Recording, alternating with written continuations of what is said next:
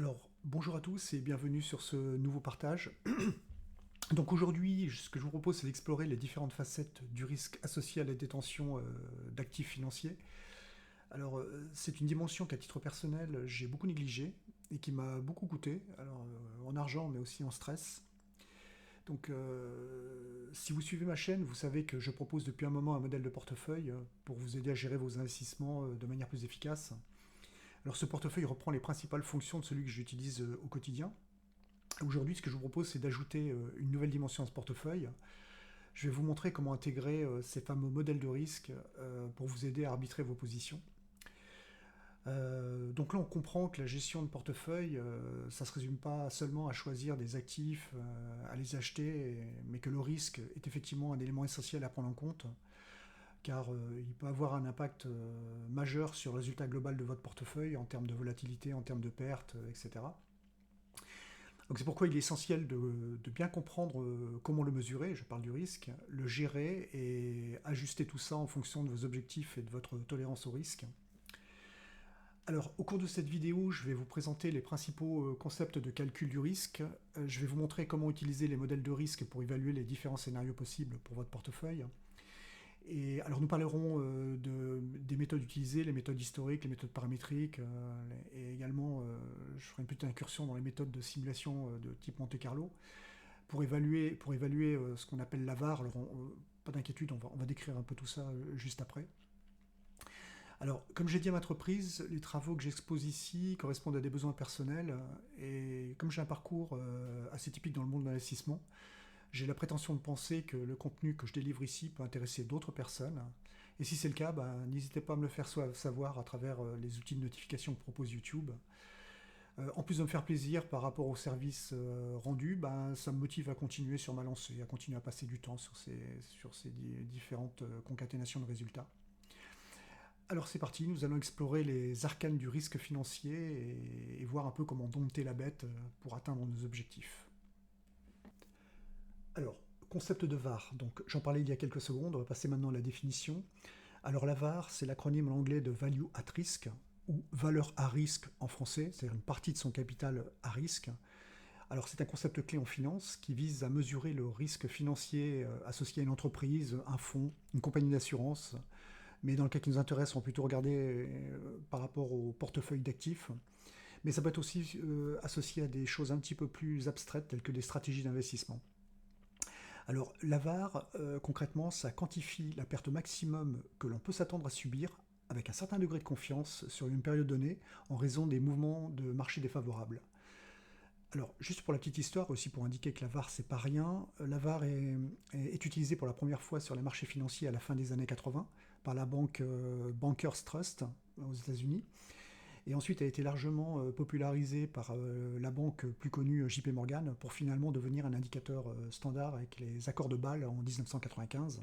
Donc c'est vraiment un concept largement utilisé.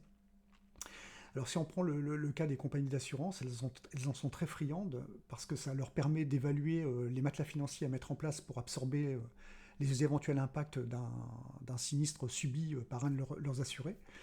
Mais aussi et surtout, ça permet de définir la prime de risque dont vous devrez vous acquitter pour vous soustraire aux conséquences financières indésirables de ce sinistre.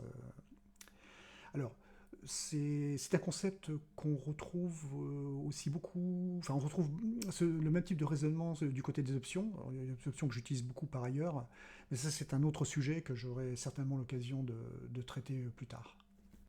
Alors, les paramètres clés. Alors, on l'a plus ou moins évoqué à travers la définition qu'on vient juste de donner. Ici, on rappelle les trois éléments fondamentaux sur lesquels repose la VAR. Donc, premièrement, nous avons un horizon temporel fixe. Cela signifie que nous définissons une période donnée sur laquelle nous évaluons le risque. Par exemple, ça pourrait être une journée, un mois, une année, etc. Donc, il s'agit de la période pendant laquelle nous souhaitons mesurer le risque. Deuxièmement, nous choisissons un intervalle de confiance. Alors cet intervalle de confiance représente le niveau de probabilité que nous sommes prêts à accepter pour notre évaluation du risque. Par exemple, si nous optons pour un intervalle de confiance de 95%, cela signifie que nous acceptons une probabilité de 5% que la perte potentielle dépasse le montant que nous nous définissons. Et enfin, troisièmement, le troisième élément clé, c'est le montant maximal de perte que nous sommes prêts à supporter. C'est la limite supérieure de la perte que nous considérons comme acceptable. Par exemple, nous pourrions décider que nous ne souhaitons pas supporter une perte de plus de 1000 euros. Donc là, attaquons avec un exemple concret, parce que c'est toujours beaucoup plus clair. Imaginez que vous êtes un investisseur et que vous décidez d'appliquer la VaR à votre portefeuille. Alors, tout d'abord, on va définir un horizon temporel. Donc là, j'ai pris un mois, mais si on est investisseur, ce serait plus judicieux de prendre une année. Ensuite, l'intervalle de confiance a été fixé à 95%, et là, on a une VaR de 1%. Alors ça, concrètement, ça veut dire quoi? Ça veut dire que nous sommes prêts à accepter une probabilité de 5%, c'est-à-dire 100% moins 95%, que notre actif que nous surveillons perde 1% de sa valeur. C'est-à-dire si nous avons 100 000, au bout d'un mois, on peut perdre 1000 euros. Alors, en d'autres termes, il y a 5% de chances que nous subissions cette perte. Alors là, on mesure bien l'importance d'un tel indicateur pour tout investisseur qui est soucieux de la bonne gestion de son portefeuille. Et comme nous l'avons vu à travers ce petit exemple, la VaR nous donne une vision claire de ce à quoi nous pourrions être confrontés en termes de pertes. Ici, on voit par exemple que l'investisseur peut utiliser la VaR pour évaluer un scénario où il a 5% de chances que son actif perde 1% de sa valeur en un mois. Après, à lui de voir si c'est acceptable ou pas. Alors, il existe 3 méthodes pour calculer la VaR. Alors, la première méthode s'appuie, comme son nom l'indique, sur des données historiques de l'actif sur lequel on souhaite faire notre évaluation. Donc, à partir de ces données, on va calculer les rendements de ligne à ligne, et donc de date à date. Et c'est sur la base de ces calculs qu'on va estimer la probabilité des pertes futures. Alors, on le verra juste après, c'est une méthode très intuitive et très simple à mettre en place. Et ce qu'elle a également comme avantage, c'est de n'utiliser aucune hypothèse mathématique comportementale. Donc ce sont les deux principales raisons qui m'ont fait choisir cette méthode de calcul pour évaluer le risque dans notre portefeuille. Alors ensuite, nous avons la méthode dite VaR paramétrique. Alors cette méthode repose justement sur la mise en œuvre de modèles statistiques. En général, on utilise la loi normale. Alors son nom trivial, c'est la fameuse courbe en cloche. Et elle est également connue sous le nom de courbe de Gauss. Alors bien évidemment, cela présuppose que votre actif peut être parfaitement modélisé par ces lois statistiques classiques. Donc cela veut dire également qu'on doit faire un certain nombre d'hypothèses quant à la distribution des rendements des actifs, hypothèses qui ne sont pas forcément toujours en phase avec la réalité. Donc elle présente, elle également, le même avantage que la méthode historique, c'est-à-dire qu'elle est assez simple à calculer et je vous montrerai comment le faire dans notre portefeuille. Enfin, nous avons la méthode de simulation de type Monte Carlo. Alors ça, c'est une approche qui est un peu plus complexe.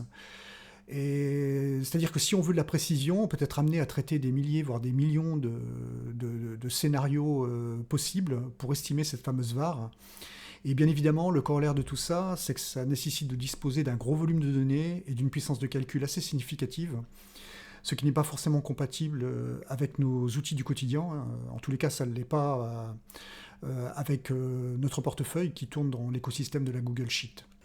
Alors maintenant, on va travailler sur un petit exemple concret autour de la méthode historique. Alors je rappelle, la méthode historique, c'est celle qu'on va implémenter au niveau de notre portefeuille.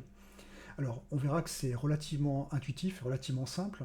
Donc la première chose à faire est de télécharger les cours de l'actif sur lesquels on souhaite faire une évaluation de la VaR.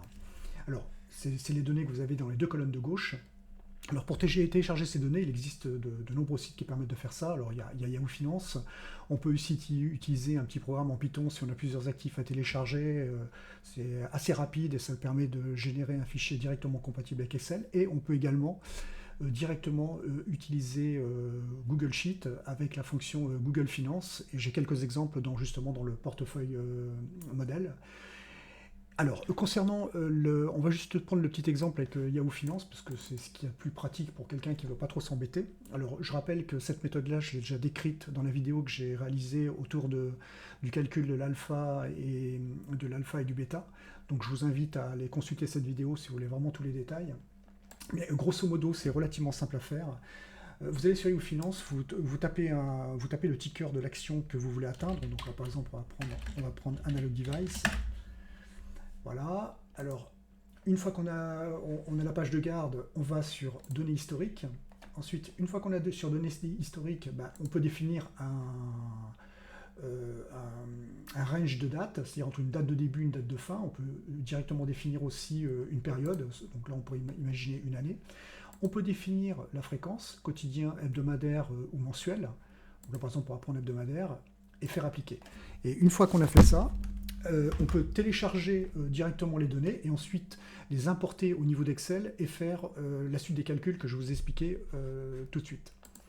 Donc, une fois que ces cours de bourse sont téléchargés, qu'est-ce qu'il faut faire? Il faut calculer le rendement de date à date. Alors, pour calculer le rendement, rien de plus simple, vous faites la différence entre la date n et la date n-1 et vous divisez par la date n-1. Donc là, par exemple, pour calculer le 5,26, vous faites 20 moins 19 divisé par 19. Pour calculer le 6,5%, vous faites 21,3 moins 20 divisé par 20, etc., etc. Une fois que ce calcul a été réalisé, qu'est-ce que vous faites? Vous faites un classement croissant, c'est-à-dire du gain le plus faible, autrement dit la perte la plus élevée, jusqu'au gain le plus élevé. Alors, une fois que tout ça est réalisé, vous avez l'essentiel des données pour pouvoir faire votre calcul de VAR. Alors, pour faire votre calcul de VAR, vous devez déterminer un intervalle de confiance. Donc là, en l'occurrence, j'ai pris 95%. Alors, définir un intervalle de confiance de 95%, ça veut dire que vous devez couvrir 95% de ce tableau pour positionner votre index. Alors, parcourir 95% du tableau, sachant que là j'ai pris 100 data, alors c'est pas anodin, hein, c'est pour que ça simplifie, c'est pour simplifier la partie explicative. Donc vous prenez la 95e position en partant des gains les plus élevés, parce que c'est ce qui vous intéresse de faire du gain, et vous remontez. Et là, vous arrivez sur l'index 5, alors c'est parfaitement logique, hein, vous avez 100 positions, vous pourrez le voir à l'envers, vous faites 100 moins 95, ça vous donne la 5e position. Donc là, vous atterrissez, vous avez donc un gain de moins 1%, et ce gain de moins 1%, ça vous indique quoi? Ça veut dire que la perte maximum que pourra subir votre portefeuille, avec un intervalle de confiance de 95%, est de 1%. Si par exemple vous avez 100 000 euros, vous pouvez perdre 1 000 euros. Voilà. Alors, pour être sûr d'avoir bien saisi toute cette histoire, ce que je vous propose pour la route, c'est de se faire un petit exemple rapidement. Alors là, j'ai mon portefeuille. On va s'appuyer, alors je ne vous fais pas la partie téléchargement des données et tout, bon, c'est relativement simple, et puis je l'ai déjà expliqué dans une autre vidéo. Là, j'ai des cours de bourse qui correspondent à cet actif. Alors ça, c'est de l'or, hein, voilà. Alors, la première chose qu'on va faire, c'est ce qu'on a fait tout à l'heure, c'est-à-dire qu'on va définir un rang. Voilà, c'est pour pouvoir ensuite retrouver plus facilement l'index quand on fera l'intervalle de confiance. Voilà. Ensuite, on va calculer notre rendement. Voilà, le premier il est à 0, hein, forcément, on démarre.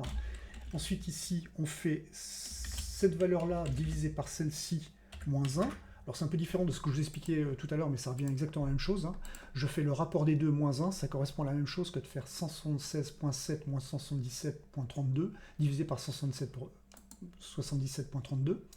On recopie jusqu'en bas. Ensuite, on va trier ce tableau. Donc, on trie, clac. Voilà, qui est fait. Donc là, vous avez le gain le plus faible, autrement dit la perte la plus élevée, jusqu'au gain plus élevé qui se situe tout en bas. Donc là, en l'occurrence, c'est 3%. Alors, la période, je pense que c'est des périodes journalières, ce que j'ai pris. Ouais, c'est ça, c'est du journalier. Ok, donc là, on est en journalier. Voilà, alors ensuite, qu'est-ce qu'on va faire? On va déterminer combien j'ai d'entrées dans mon tableau. Donc pour faire ça, on fait égal max, d'entre parenthèses, tout ce qu'il y a là-dessous. Voilà, et l'index le plus élevé est à 138. Ensuite, on va définir notre intervalle de confiance. Donc on va considérer par exemple qu'il est à 95%. Alors on va peut-être enlever 1%. Il est à 95%, voilà. Et ensuite, on va calculer la position correspondant à 95% des 138. Autrement dit, on va faire le produit entre ça et ça. Donc voilà, ça nous donne un index à 131. Alors je vous rappelle que l'index, il est par rapport à la position 138 qui est tout en bas. Autrement dit, ça revient à faire 138 moins 131. Autrement dit, c'est la 7e position en partant du haut. Donc voilà, ici. Donc ici, on arrive justement à une VAR de moins 1%. Donc là, avec un intervalle de confiance de 95%, la perte maximum que subira votre portefeuille est de 1%. Voilà, j'espère que là, ce sera beaucoup plus clair. Donc maintenant, on va faire une incursion du côté de la méthode paramétrique. Alors, la méthode paramétrique, on en a déjà parlé, ça consiste à trouver une loi statistique mathématique qui suit au mieux la distribution des gains de l'actif sur lequel on va faire une évaluation. Donc on peut utiliser pas mal de lois, mais en général, celle qui est utilisée, c'est la loi normale, voire la loi log normale. Et la loi normale, elle est définie par deux paramètres. Mu, qui est la moyenne, et le sigma ici, qui est l'écart type. Donc cette courbe, c'est celle qu'on voit ici. Donc la moyenne que vous voyez là, mu, c'est le x moyen qui est là. Donc ça définit en fait le centre de votre gaussienne. Et là, comme on voit que c'est au carré, vous avez une fonction qui est complètement paire, symétrique par rapport à ce point-là.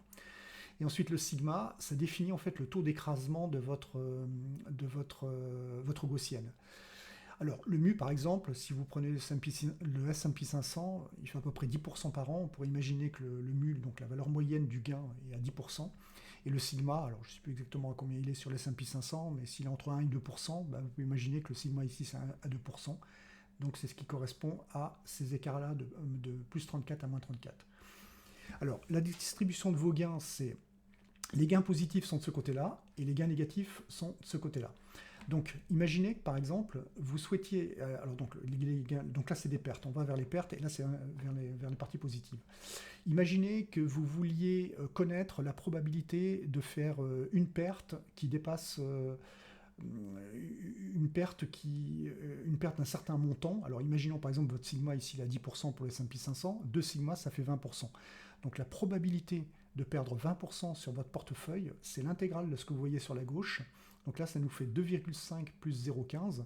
Donc ça nous fait à peu près 2,65% de probabilité de perdre au moins ce montant-là, qui correspond à 20% de votre portefeuille, etc. Donc de ce côté-là, vous avez votre intervalle de confiance, et de ce côté-là, vous avez l'intervalle de confiance, entre guillemets, de faire une perte. Donc maintenant, on va regarder comment implémenter tout ça au niveau de notre portefeuille. Donc là, on retrouve les petits calculs qu'on avait fait pour la méthode historique. Alors là, j'ai rajouté un petit peu de données, c'est pour ça qu'on est à 138, je crois, au moment où je fais l'explication sur la partie historique. Là, on est à 171. C'était pour avoir un petit peu plus de data et pour définir un petit peu mieux justement cette fameuse loi normale. Ici, j'ai gardé mon intervalle de confiance à 95%. Et à côté, donc, on retrouve l'index calculé en faisant le produit du 95% par le 171. Donc l'index est à 162. Donc on a un écart à peu près de 8 à 9. Donc ça veut dire que notre index était ici. C'est-à-dire que la perte maximum qu'on peut faire avec un intervalle de confiance de 95%, c'est un peu un rappel par rapport à ce que j'expliquais tout à l'heure, c'est de 1%. Donc ça, on va le coloriser. Voilà. Enfin, bon, ça, c'est pas terrible. On va le laisser en noir. On va juste coloriser le fond.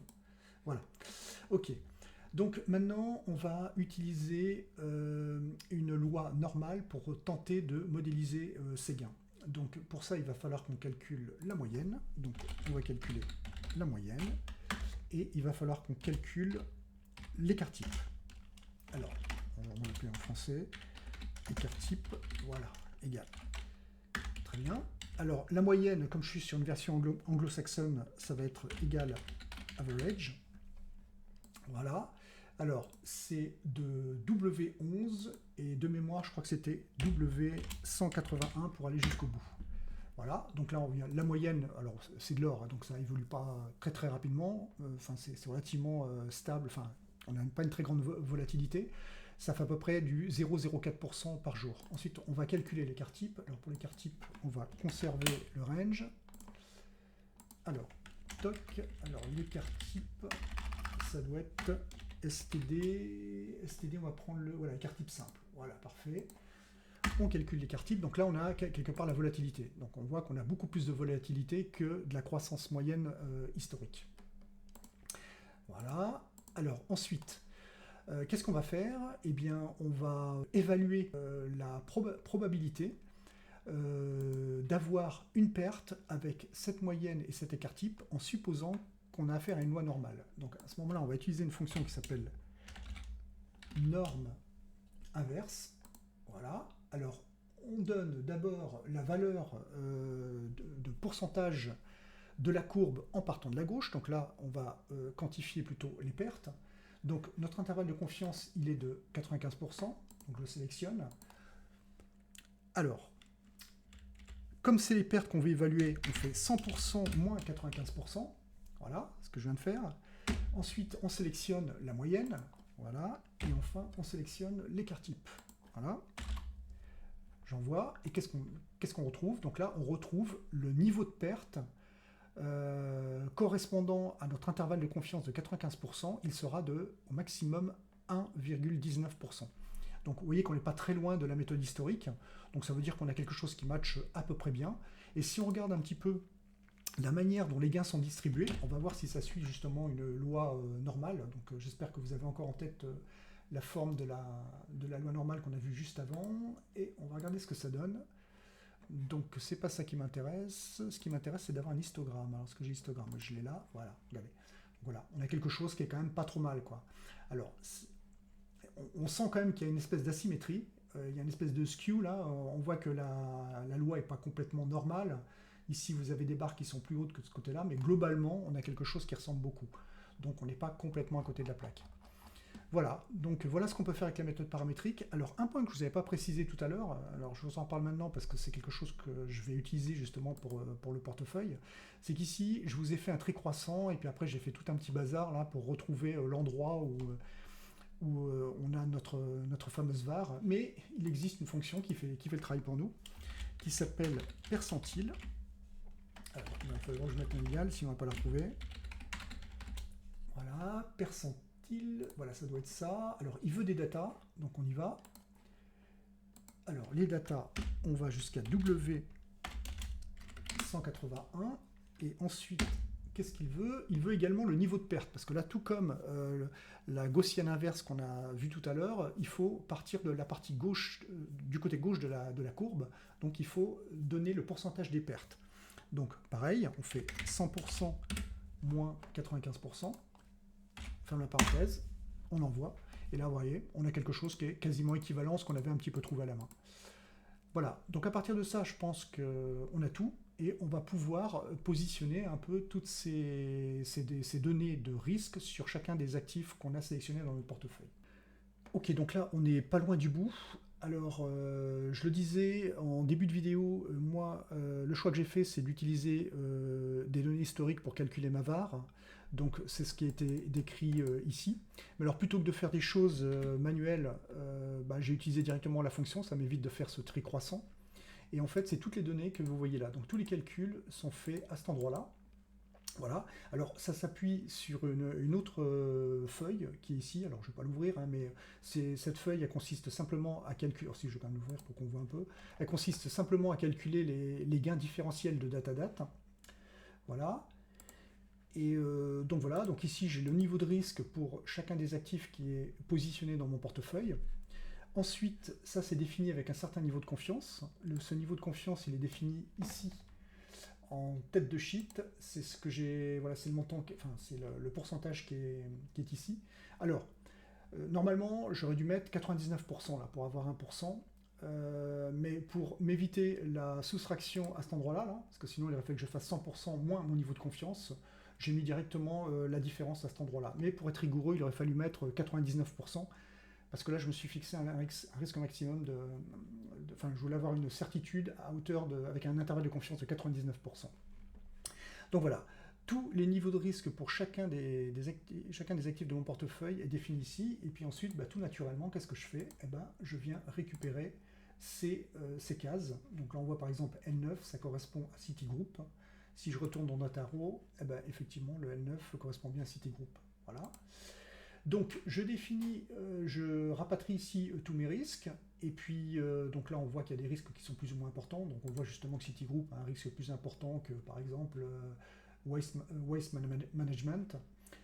Voilà, et puis à partir de ça, ce qui m'intéresse c'est d'avoir le risque pour mon portefeuille. Et bien pour calculer le risque de mon portefeuille qui est mentionné ici, qu'est-ce que je fais?